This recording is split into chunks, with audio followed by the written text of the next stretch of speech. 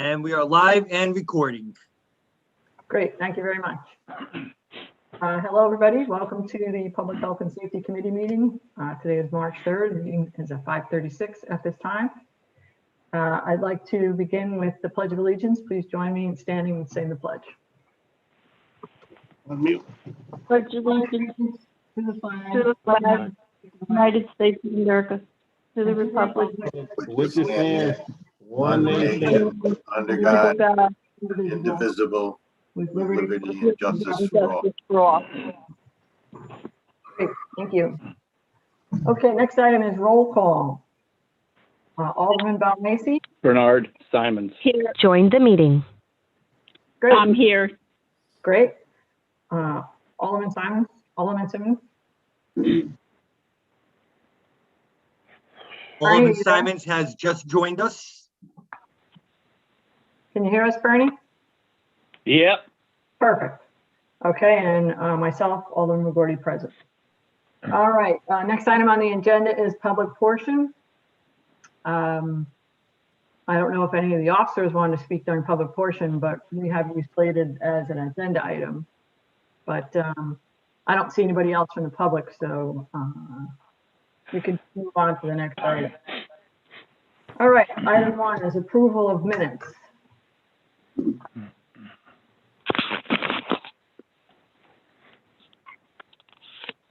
I need one of the aldermen to read the motion. Oh, I'm sorry. A move to waive the reading and approve the minutes of the special virtual public health and safety meeting of December 2nd, 2020. Second. Motion made and seconded. Is there any discussion? No. Is there any discussion? Okay, being none, all those in favor? Aye. Right. Aye. Are there any opposed? Okay, motion carries. Next item is new business. Number 2.1, request for streetlights on Long Hill Cross Road just off of Bridgeport Avenue. Okay, I checked the area. Hold on a second, Sarge. I What's need that? one of the aldermen to, hold on a second, Sarge. I need the alderman to read the motion. Okay. Okay, okay. Hang on for a second, because this, I don't really see them. I just see the old business. All right, I'm a little confused. I don't have a 2.1 motion in my agenda. Bernie, do you have your packet? I mean, I have the packet. I don't see it. Right after the minutes. Yeah, I know. It says new business about speeding on East Village and Bearsley Road. Well, that's all. And then it goes, hang on, let me look. Sounds like, Now you gotta go sounds back like a last couple month. pages. Yeah, I got it. I'm sorry, I'm still working, and I have 2 computers going on here. Sorry No about worries. that. No worries. New business, the request for streetlight on Long Hill Crossroad just off of Bridgeport Avenue. So that's the one you're on. Move Correct. to authorize the traffic division to investigate and address the request for streetlights on Long Hill Crossroad just off of Bridgeport Avenue. Second. Motion made and seconded. Discussion. Sergeant, please take the wheel. All right. I checked the area between Hawks Ridge Drive south to Bridgeport Avenue, and I found 3 streetlights between those two streets. The road is painted with a solid double line. I checked my crash data in that area, and most of the crashes are weather related and during the day. We had 1 crash at night last year, which was caused by an intoxicated driver. So I don't see a need for a 4th streetlight in that area.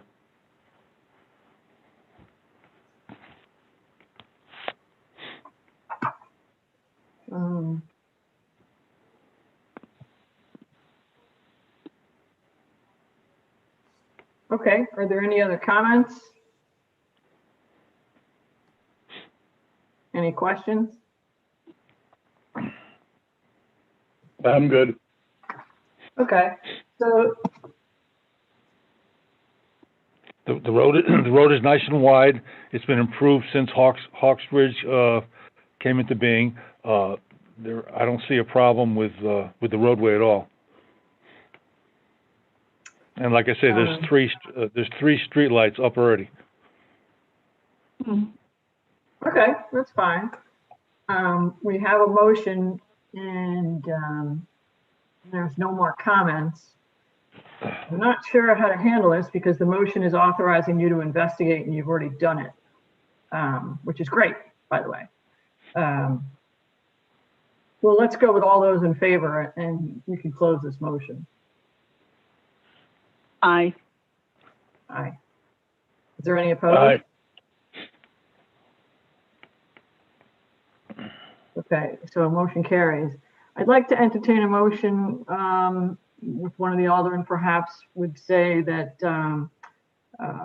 move to deny or decline the request for streetlights based on the recommendation from Sergeant Signature.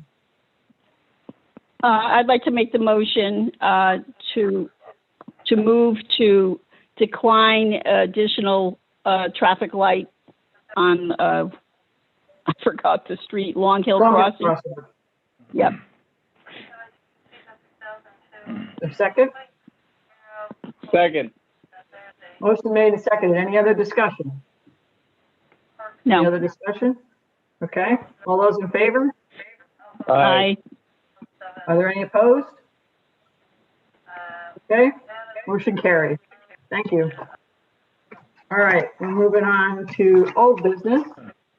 And we're 3.1, speeding on East Village Road and Beersley Road. And there is no motion on this. It's basically just an update.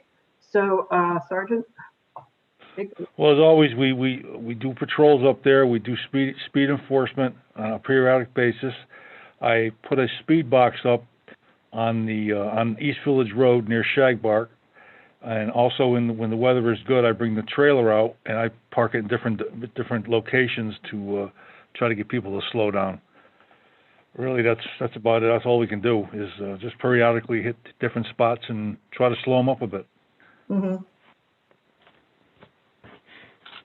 I'll try to put another box up. I'll take it off another location, and I'll put it someplace on Beersley.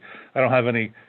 All it says is speeding on East Village and Beersley, so it's both quite long roads. So I'll just pick a spot on Beersley and put it up and get some data out of it.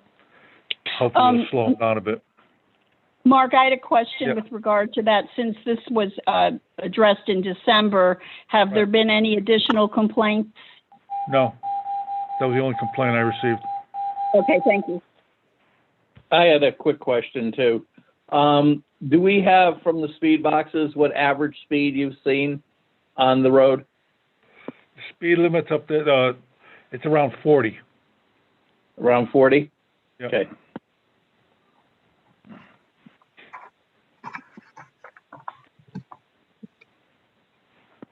Any other comments? Any other concerns? No, I'm good. I'm good. Okay, Sergeant. So thank you for that, and we'll look forward to reports once you are able to move the speed box over. Okay. That brings us to our next item in old business 3.2, sightline issue on River Road and Seneca Trail. Again, there is no motion for this. This is simply just an update. So, Sergeant. Okay. Back on December 22nd, two engineers from the State's Division of Traffic Engineering came down and we performed a field inspection of the area. And right now, I talked to one of the engineers last week, and he sent his preliminary review up to his boss, and he's still waiting to get any feedback from his boss. But it looks like what they're going to do is install some new signage in the area. That should take care of any problems. Really, the sight line is pretty good. There's no shrubbery, trees in the way. It's just the configuration of the roadway, which has been like that for years and years. There's not much you can do about it, except major construction. And from the last time I reported on this, there haven't been any new crashes in the area. I don't have any questions.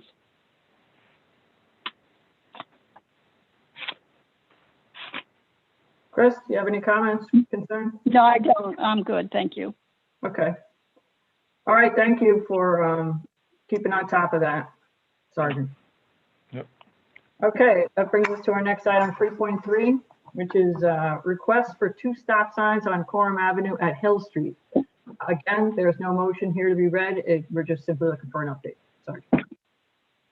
Like I reported back in December at this December meeting, we did a survey with the Yukon Safety Circuit Rider, Melissa Evans, and she didn't recommend the stop signs. She did recommend the raised crosswalks in that area. So we haven't made a decision on that yet, but I spoke to Remus, and he's on board with it. And also I spoke with Brian Roach, and what he did, he put a questionnaire out on one of his public works websites, and we're trying to get some feedback, which we have got some feedback from. It goes out to all the towns in Connecticut, and to see who has raised crosswalks in their town. And we've got some feedback from a couple towns, and we're just waiting to see how much more we get, pros and cons of it all. And we'll have to get together. Of course, I'll have to talk to the mayor about it. We'll have to get together and have a meeting between really the 4 of us and see if it's approved. Do they want to try it, or see what the mayor thinks of all this? So right now, nothing's been done. No decision's been made. It's going to take time.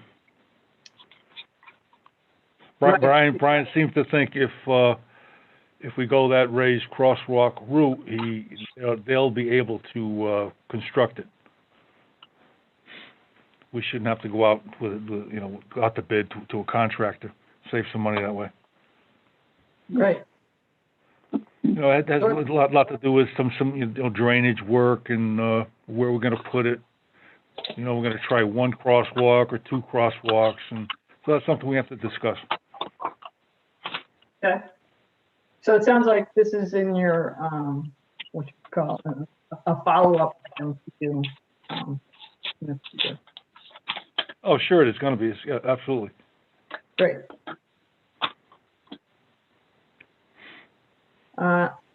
Anybody have any comments, questions? No, I'm good. I'm good. Perfect. Thank you, Sergeant. All righty. Appreciate it. Our next agenda item is number 4.1, status updates from the police department and an update from Officer Staples regarding the crime prevention program. How's everyone doing today? Very good. Thank you very much for taking the time to join us. All right, thank you. We currently have 49 total. We have 1 chief, that's me. We have 5 lieutenants. We have 3 detectives. We have 1 court liaison and evidence officer. We have 8 sergeants. We have 31 patrolmen. With a total of 49. We just offered 6 conditional offers of employment for 6 entry-level candidates. They're currently in the background phase, so hopefully all 6 make it through. They got to, after the background phase, they got to do the written psychological, oral, as well as the medical evaluation and so forth. And we're just going to continue with the testing process. I kind of like to have active lists, so if we ever need to hire someone, they're ready, they're available, and work with it from there. Excellent. So the 6 conditional are what would their role be? Are they coming in as patrolmen or what are your plans? Yeah, they're all patrolmen. They would be entry level. They would have to go through the academy. So none of them are lateral transfers. They're all entry level applicants. That's great.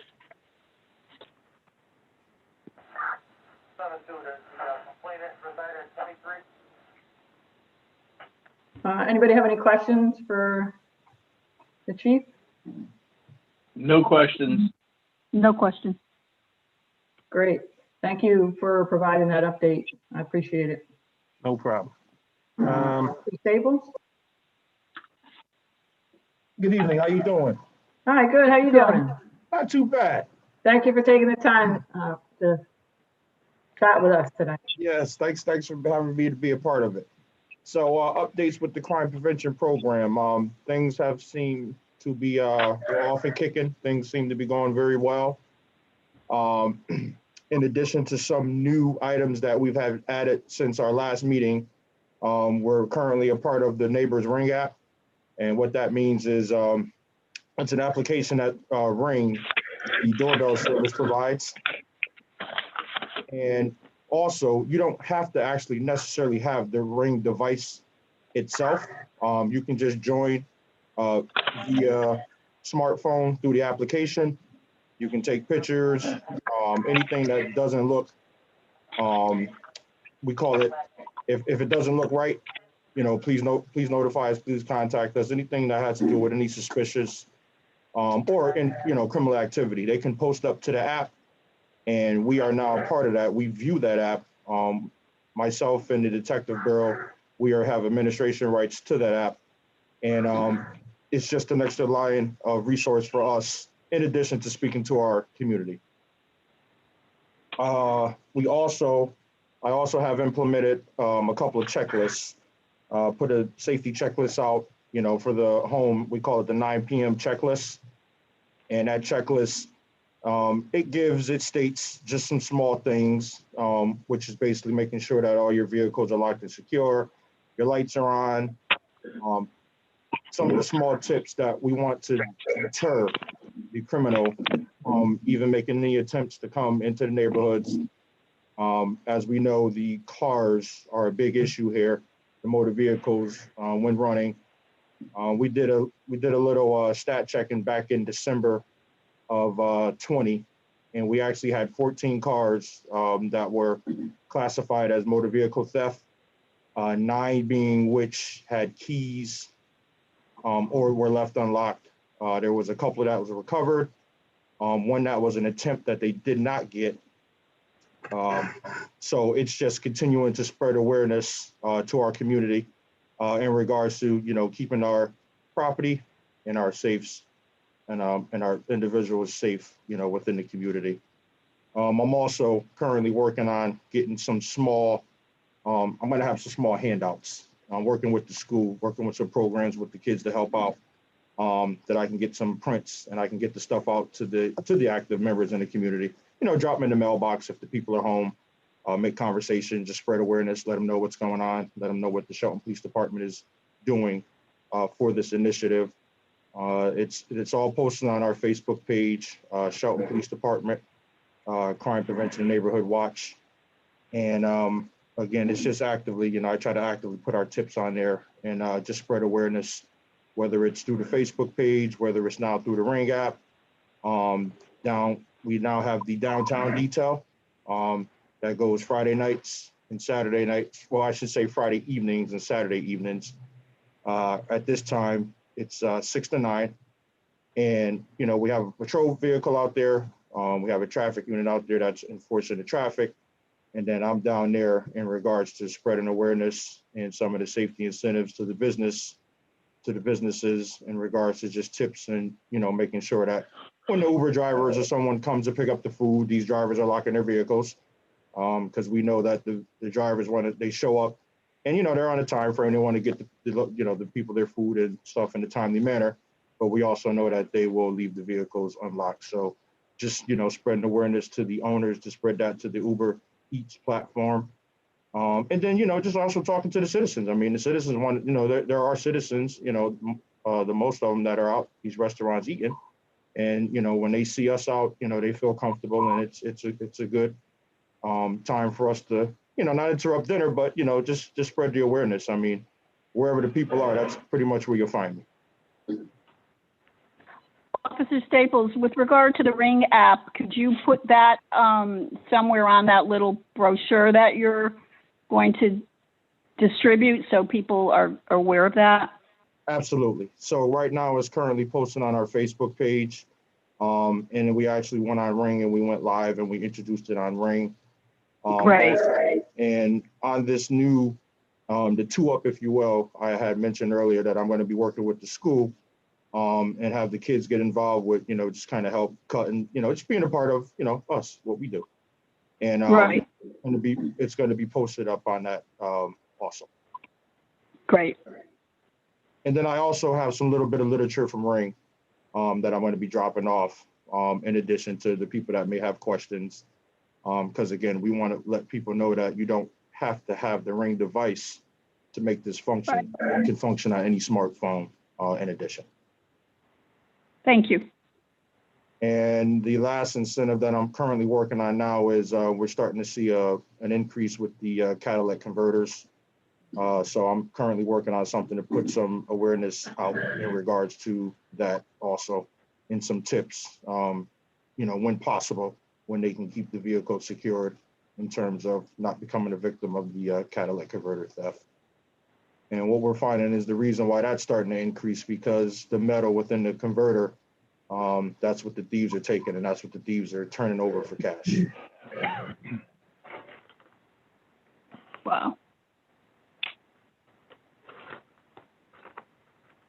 So have you seen an increase of, received an increase of the public contacting you due to potential vehicle thefts, or are people increasing their communication? There seems to be frustration out there, and certainly not just to our town, many towns with these vehicle break-ins. So Yes. I'm just go ahead. So to answer your question, so yes, people are receiving it well. Well, obviously not the victims. The victims are not receiving well. So, the empathy and the goes out to those families that are being attacked, by the suspects in regards to, we just want to continue to spread the awareness just to make sure that people are locking up their vehicles. A lot of the times the vehicles that are getting victimized are like the new one, I just put an awareness out when you're going to the gas station, make sure your vehicles are locked up. When you're going to the convenience store, anywhere you're going, that you can do we like to call it the in and out, the quick hit, whatever you're going to pick up. It's unfortunately, you should be able to do that. But in today's time, we know that it's not working. And as you stated, yes, it's not only within our state. We're finding that, nationwide, we're going through this increase. A lot of it, unfortunately, is our juveniles, because we know right now the legislation, the board in regards to the juvenile law is, we hope there's some change, down the line. But right now, it's kind of an up task that we're trying to work through. And as far as people reaching out, yes, people are reaching out to me via email, my name, my email address. Try to get my name and, my platform out there any way possible. Actually, the event that we just did Monday at Sugar Rush.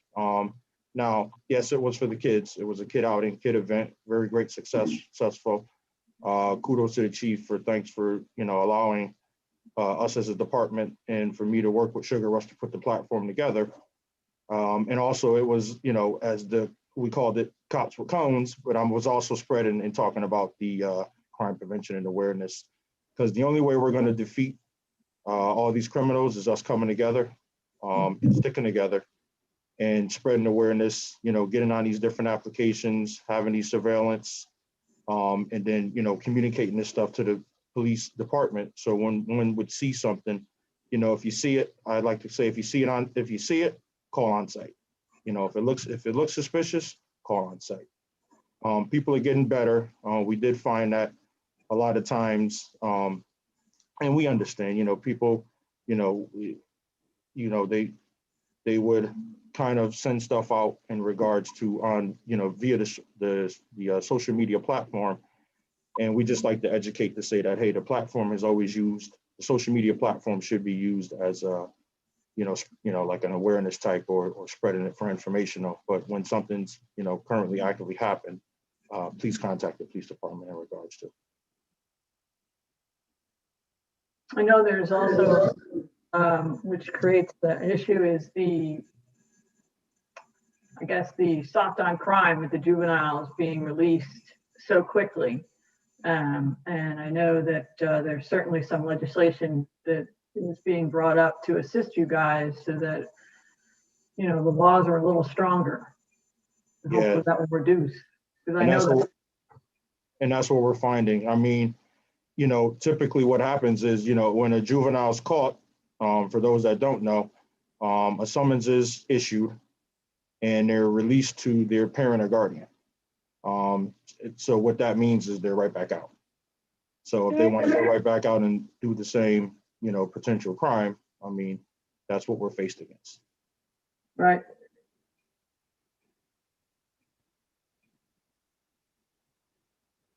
Any questions from the alderman? Any concern? No, I just from an alarm standpoint, I had read a few months back that some of the alarm companies or the apps like Ring, they were working to see if they could do something with vehicles so people would have access to seeing what's going on with their vehicle on their phone. Has any company marketed something like that yet? Now I'm going to say not that I'm aware of, but that's something that I'll write down, you know, right now, I'll table and put for myself so I can kind of go back and maybe get educated on it. Okay, yeah, I had read it a few months back and kind of made a mental note of it, but haven't seen anything since I read that article. So, okay, thanks. But can I ask you a question? Would that, it almost sounds like it would be something similar to what they're doing with the smartphone. Like, so if you are seeing something, you can, you know, if you're seeing criminal activity, you can take the picture with your phone and you can upload it to the app just as a sharing platform. Yeah. So what this is essentially, the concept was essentially like what your Ring on your home security device, you would have a camera capability within your automobile, and when it was either someone trying to break in or whatever, it would be motion triggered to start taping whatever was going on. Okay, well, you know what I'll do is I'll look, you know, I'm building resources and building contacts now. It's amazing. And sharing and being able to share with other agencies. I mean, that's another key too. I mean, I'm connected with, you know, our surrounding towns. So we share information back and forth. So what I can do is I can reach out to my fellow officers in regards to the other agencies, and also reach out to some of the security agencies also that I've been working with in regards to. Okay, thank you. And lastly, I did have a great meeting with the board member at Hawks Ridge. Got a chance to meet Mr. Lawrence. And again, just spreading awareness, just giving out the initiatives, the stuff that we have, you know, getting them involved with our Facebook platform, getting them on the Ring.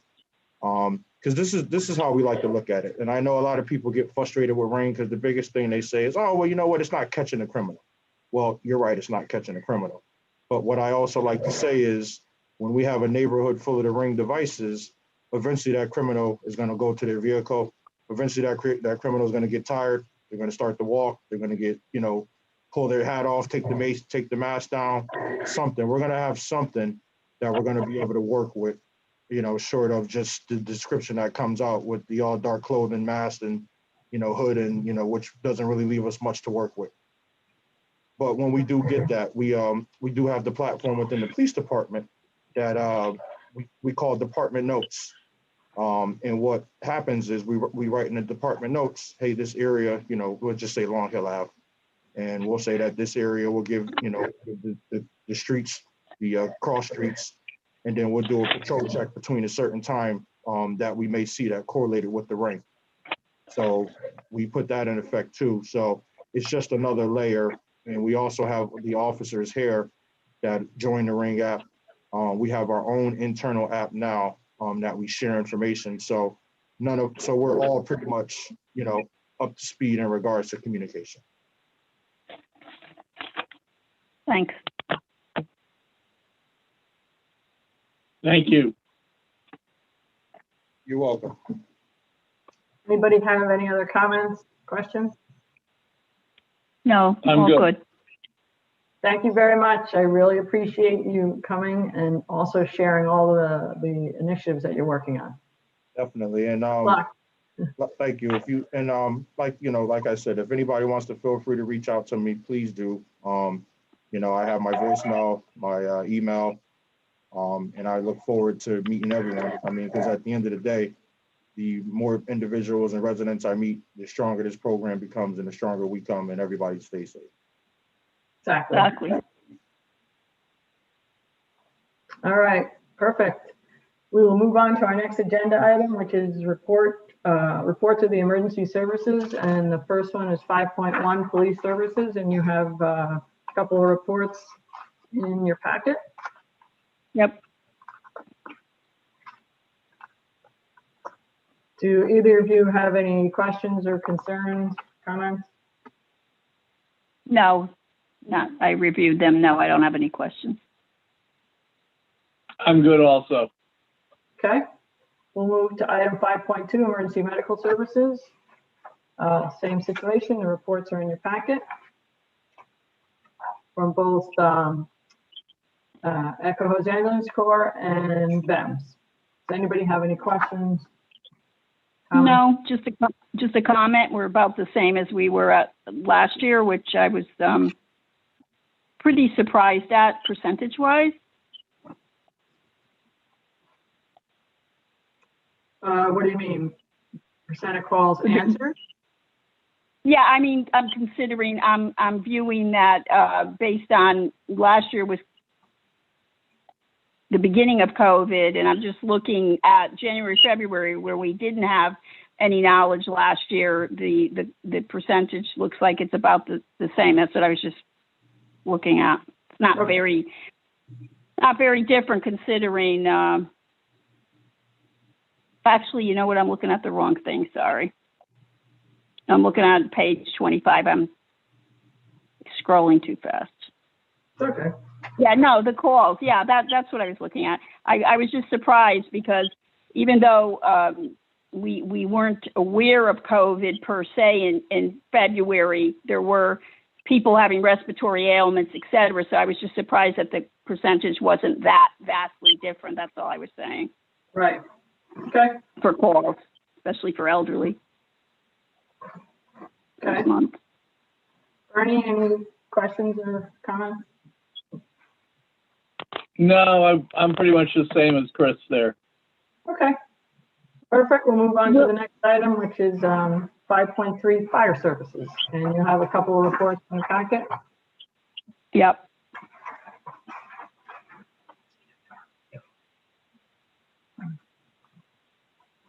Does anybody have any questions, comments? No. No, not at this time. Okay. Next item is fire marshal. Unfortunately, we don't have any reports from him, so there's nothing to review. So we'll move to 5.5, Office of Emergency Management. And Mr. Maglione is here, so if anybody has any questions or comments, he's joined our meeting. Thank you for taking the time. Sure. I just everything with PPE is still good and no issues. No, none whatsoever. Great. Good to hear. Very good. And I don't know who's tracking, or we really wouldn't have this information. I guess it's the Department of Health, but is there anyone on the city side that we're tracking the number of first responders that have received the COVID vaccines? No, even Department of Health wouldn't have that. I can tell you this, on the police and fire side, we're probably in the 80%. Oh. Yeah, okay. it was up to the members of the department to register for the vaccine.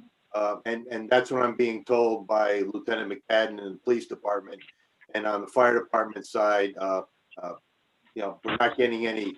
Initially, I was getting all kinds of calls on how do I register, and right. they were instructed, and everything's going smoothly. Oh, that's good. Good to hear. Bernie, any comments, questions? No, I think it's Nothing terrific. Everything's going according to plan. So far. Mike, would you just take 1-2 minutes, whatever, just to update or provide an update to the alderman regarding the Echo Hose, VEMS agreement? Okay. Just so they're in the loop, just so, you Yeah, know. there was an issue, and to make it very simple, with Medicare recipients getting a bill that they would have to pay out of their pockets when an ambulance call and a paramedic was needed for their service. VEMS and Echo Hose reached an agreement that they would now go to bundle billing, so that the second bill would disappear. The deductible would increase some, but it's a big difference between a several $100 bill and a $100 copay or deductible. That's good to know. Thank you. Okay, and just so you know, at the end of this agreement, Echo Hose will become the paramedic provider for the city. Okay, That's thank good. you. Thank you. Okay, you're welcome. Anybody have any other questions or comments? No, Not I at don't. this time. Okay, then I'll entertain a motion to adjourn. Motion to adjourn. So moved. Second. Motion made and seconded. All those in favor? Aye. All right. Opposed? Motion carries. Thank you all again very much Have a nice- for attending. Yep. Have a nice night. Bye-bye. Everyone have a good evening.